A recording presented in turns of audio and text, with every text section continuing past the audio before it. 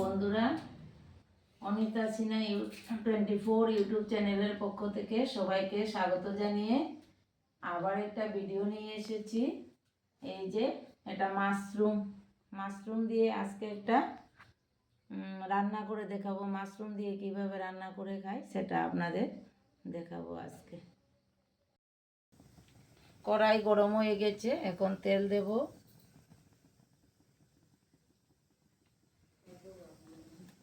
তেল দিয়েছি। এটা সিদ্ধ করে রেখেছি, মাশরুম আর আলু কেটে এটা সিদ্ধ করে রেখেছি। এই কুকারের মধ্যে সিদ্ধ দিয়েছি।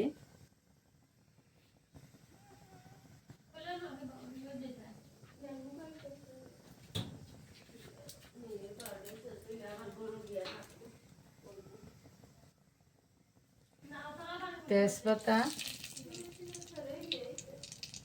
শুকনো লঙ্কা,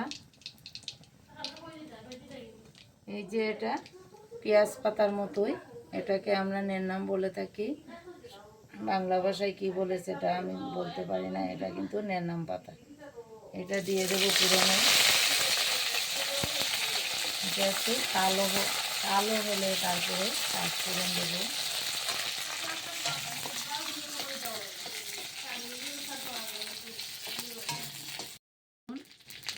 বেটে রেখেছি সেটাও দিয়ে দেব।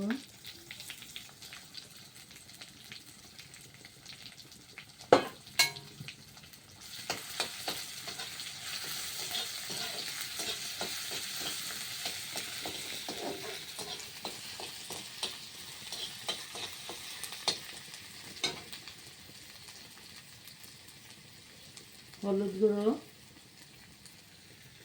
জিরে গুঁড়ো,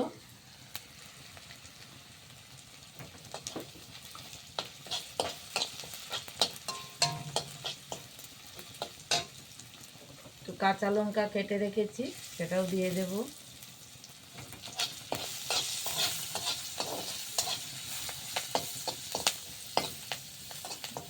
এখন হয়ে গেছে।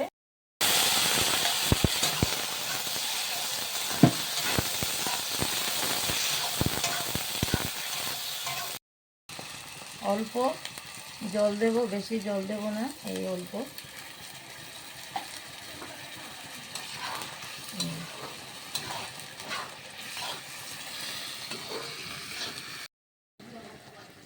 পরিমাণ মতো লবণ,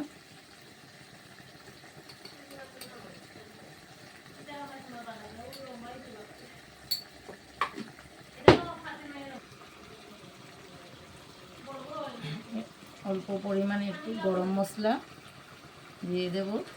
এই যে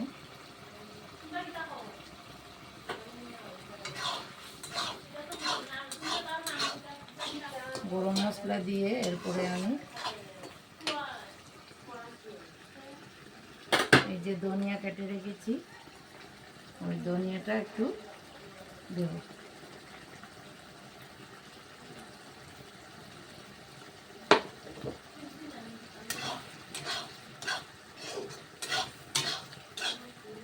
রান্না হয়ে গেছে। এখন দেখুন রান্না হয়ে গেছে।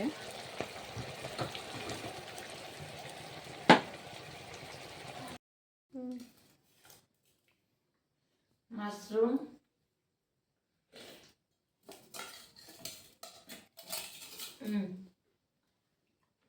খেয়ে দেখো মাশরুমটা কিভাবে। আজকে তাহলে মাশরুম দিয়ে তৈরি হয়েছে না?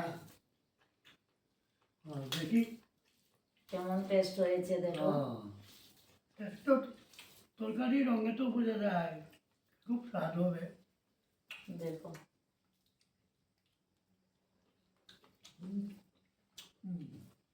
সৃজন কেমন হলো? ভালো হলো। খেয়ে দেখো। ভালো, Io para se. খুব ভালো। বলো। Io para se.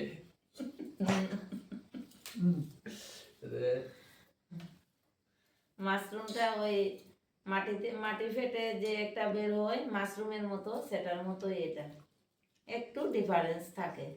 এটা চাষ করা হয়। এটা চাষ করা হয়, ওই মাটির নিচেরটা কিন্তু অটোমেটিক বের হয়ে থাকে সিজনে, সেটা কিন্তু খুব স্বাদ হয়। মাটির উল। মাটির উল। আজকের মতো এখানে ভিডিওটা শেষ করলাম। নমস্কার।